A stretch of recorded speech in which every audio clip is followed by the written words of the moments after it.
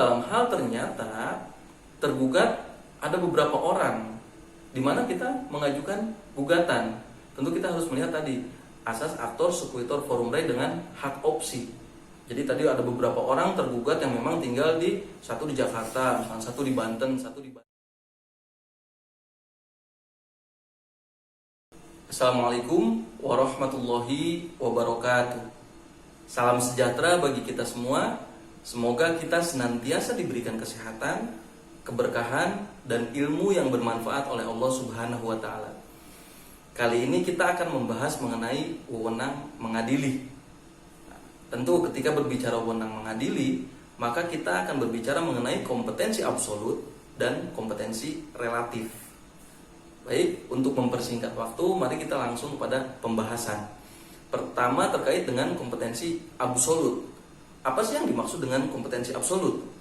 Jadi kompetensi absolut adalah kewenangan mutlak yang dimiliki oleh masing-masing badan peradilan dalam hal menerima, memeriksa, mengadili, dan menyelesaikan perkara-perkara tertentu, yang mana perkara-perkara tersebut tidak bisa diselesaikan di peradilan yang lainnya. Contoh misalkan ketika berbicara peradilan tata usaha negara, maka peradilan tata usaha negara ini hanya berwenang dalam hal terjadi sengketa-sengketa berkaitan dengan tata usaha negara. Nah, dalam peradilan tata usaha negara itu ada pengadilan tata usaha negara dan pengadilan tinggi tata usaha negara. Nah, dalam masing-masing tingkatan ini pun kewenangannya lain. Seperti pengadilan tata usaha negara ini menerima, kemudian memeriksa, mengadili, serta menyelesaikan perkara-perkara yang berkaitan dengan sengketa tata usaha negara di tingkat pertama. Pengadilan tinggi tata usaha negara itu di tingkat bandingnya. Atau ketika kita berbicara peradilan umum, maka ketika berbicara peradilan umum, di sana ada pengadilan negeri dan pengadilan tinggi, tetap ya berada di bawah kekuasaan Mahkamah Agung sama. Nah, pengadilan negeri ini berwenang untuk memeriksa, menerima, mengadili, serta menyelesaikan perkara-perkara dalam permasalahan-permasalahan perdata dan pidana di tingkat pertama tadi pengadilan negeri. Ada pengadilan tinggi, nah ini di tingkat banding. Atau kita berbicara masalah peradilan agama, maka ketika berbicara peradilan agama, kompetensi absolut adalah berkaitan dengan permasalahan-permasalahan sebagaimana diatur dalam perundang-undangan khusus gitu. Seperti pengadilan agama.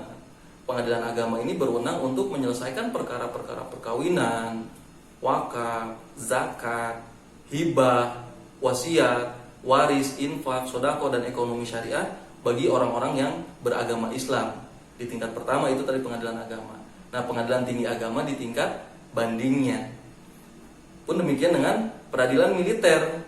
Nah, peradilan militer ini pun sama, mempunyai kewenangan tersendiri berkaitan dengan kejahatan-kejahatan yang berkaitan dengan tindak pidana militer. Nah, dalam hal kompetensi absolut ini, kawan-kawan jangan sampai salah menentukan kompetensi absolut yang dimiliki oleh masing-masing pengadilan. Contoh misalkan ketika kawan-kawan menyelesaikan perkara, seharusnya perkara tersebut diajukan di pengadilan agama. Nah, ternyata kawan-kawan mengajukannya ke pengadilan negeri. Maka ini akan merugikan kawan-kawan. Karena apa? Hakim secara ex officio ya, atas jabatannya, dia akan menyatakan bahwa dirinya tidak berwenang untuk menyelesaikan perkara tersebut. Artinya apa? Ketika kawan-kawan salah mengajukan, dalam hal misalnya mengajukan gugatan yang seharusnya tadi ke pengadilan negeri, ataupun mengajukan ke pengadilan agama, kawan-kawan malah mengajukan ke pengadilan negeri, maka nanti amar putusan yang dijatuhkan oleh majelis hakim akan tidak dapat diterima, akan menyatakan amar putusannya bahwa gugatan tidak dapat diterima, atau biasa dikenal dengan NO, atau biasa disebut dengan NO, kawan-kawan tentu sering mendengar. Nah, kemudian berbicara mengenai kompetensi relatif. Apa sih yang dimaksud dengan kompetensi relatif? Jadi kompetensi relatif adalah kewenangan yang dimiliki oleh masing-masing pengadilan dalam hal menerima, kemudian memeriksa, memutus, menerima, memeriksa, kemudian mengadili, serta menyelesaikan perkara-perkara. Itu berdasarkan apa? Berdasarkan yang dilihat wilayah kekuasaannya atau daerah hukumnya. Jadi kalau tadi berbicara kompetensi absolut adalah kewenangan mutlak berkaitan dengan penyelesaian perkara-perkara tertentu, kalau kompetensi relatif itu kewenangan yang berdasarkan kepada wilayah kekuasaannya atau daerah hukumnya. Contoh misalkan dalam perkara perdata. Nah, dalam perkara perdata, dalam penyelesaiannya ada asas-asas yang harus kita perhatikan. Pertama, dalam hal mengajukan, kita akan mengajukan gugatan dalam perkara perdata. Ada asas actor squitor forum rei. Dalam hal ketika kita akan mengajukan gugatan, maka gugatan diajukan di tempat tinggal si tergugat. Atau dalam hal ternyata tergugat ada beberapa orang, di mana kita mengajukan gugatan. Tentu kita harus melihat tadi asas actor squitor forum rei dengan hak opsi. Jadi tadi ada beberapa orang tergugat yang memang tinggal satu di Jakarta, misalnya satu di Banten, satu di Bandung. Maka kita bisa memilih salah satunya di pengadilan mana yang meliputi wilayah tempat tinggal si salah satu tergugat tersebut. Nah, dalam hal ketika ternyata tempat kediaman dan tempat tinggal si tergugat itu tidak diketahui, maka penggugat mengajukan gugatannya di tempat tinggal penggugat. Atau dalam hal ketika permasalahan yang kawan-kawan tangani ini berkaitan dengan benda tidak bergerak, maka kita harus melihat pada forum rei sitae. Jadi gugatan itu diajukan di mana tempat pengadilannya itu meliputi wilayah di mana benda tidak bergerak tersebut berada. Atau ada lagi dalam hal misalkan ditentukan dalam satu akta. Di akta tersebut kedua belah pihak sama-sama menyepakati ketika terjadi permasalahan di suatu hari, maka permasalahan tersebut diselesaikan di pengadilan A misalkan. Maka penyelesaian perkara tersebut kompetensi relatifnya adalah di pengadilan A sesuai dengan apa yang ditunjuk oleh kedua belah pihak tadi melalui akta. Kemudian dalam hal perkara tadi perkara perdata, dalam hal perkara pidana misalkan.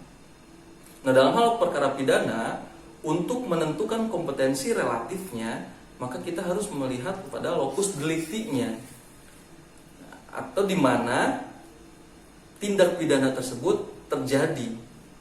Ini kita bisa menentukan dari mana, dari tadi locus delicti dari perkara tersebut. Maka kita bisa menentukan, oh ternyata misalkan terjadi pembunuhan di wilayah yang mana meliputi pengadilan negeri Serang, maka diajukannya atau kompetensi relatifnya itu dimiliki oleh pengadilan negeri Serang. Nah, kita lanjut dalam hal misalkan kita ambil contoh bagaimana ketika kita menangani permasalahan. Atau tadi contoh dalam hal pengadilan negeri, kita ambil contoh lagi di pengadilan agama misalkan. Nah, di pengadilan agama ini bagaimana menentukan kompetensi relatifnya. Nah, dalam hal misalkan contoh si pemohon dan termohon, dalam hal ini perkara permohonan cerai talak misalkan ya. Karena berbeda tadi, untuk peradilan agama itu ada undang-undang tersendiri juga diatur gitu. Jadi lain dengan pengadilan negeri untuk menentukan kompetensi relatifnya. Nah, untuk pengadilan agama dalam hal penyelesaian permohonan cerai talak misalkan.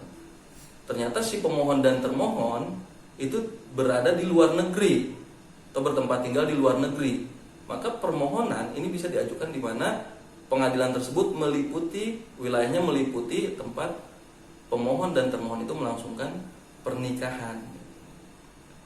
Nah, kita ambil contoh dalam satu perkara, misalkan ketika kawan-kawan mahasiswa hukum maupun mahasiswa fakultas syariah ini didatangi oleh salah seorang yang kemudian berkonsultasi kepada kawan-kawan dan menanyakan di mana saya harus menyelesaikan perkara ini, di pengadilan mana dalam hal ini. Jadi kita ambil contoh, ada seorang laki-laki datang kepada kawan-kawan yang ternyata seorang laki-laki tersebut beragama Islam dan dia akan mengajukan permohonan cerai talak atau akan menyelesaikan permasalahan yang terjadi dalam rumah tangganya dengan cara perceraian. Maka dia harus mengajukan permohonan cerai talak. Namun di mana permohonan cerai talak itu diajukan? Nah, ini kita tentu harus melihat kompetensi absolut dan kompetensi relatif yang dimiliki oleh pengadilan tadi. Pertama, kita berbicara mengenai kompetensi absolutnya. Oh, ternyata kita lihat dia seorang warga negara Indonesia yang beragama Islam. Dalam hal ini permasalahannya berkaitan dengan perkawinan. Maka kompetensi absolutnya itu dimiliki oleh pengadilan agama. Itu satu kita ketahui. Maka gugatan harus diajukan di pengadilan agama sesuai dengan kompetensi absolut yang dimiliki oleh pengadilan agama. Namun di pengadilan agama mana kita harus mengajukan permohonan tersebut? Tinggal kita lihat, oh ternyata tadi contohnya si pemohon dan termohon ini tinggal di luar negeri atau bertempat tinggal di luar negeri. Maka permohonan tersebut diajukan di pengadilan yang wilayahnya meliputi tempat si termohon dan pemohon itu melangsungkan pernikahan.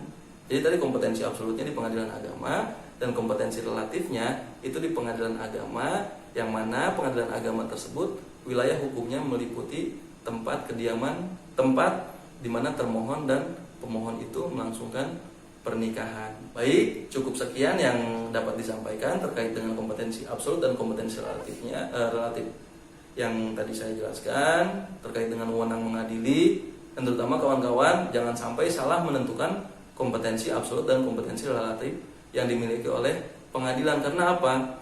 Ketika kita mengajukan gugatan, ternyata kita salah dalam menentukan kompetensi absolut dan kompetensi relatif, maka gugatan tersebut amar putusannya nanti bisa NO atau tidak dapat diterima. Tentu ini merugikan bagi diri kita. Atau ketika kawan-kawan menjadi penasihat hukum atau kuasa hukum misalnya daripada klien, maka ini tentu di samping merugikan diri kita juga merugikan klien kita. Jadi semoga bermanfaat video kali ini. Semoga kita dapat bertemu dalam video-video selanjutnya. Assalamualaikum warahmatullahi wabarakatuh.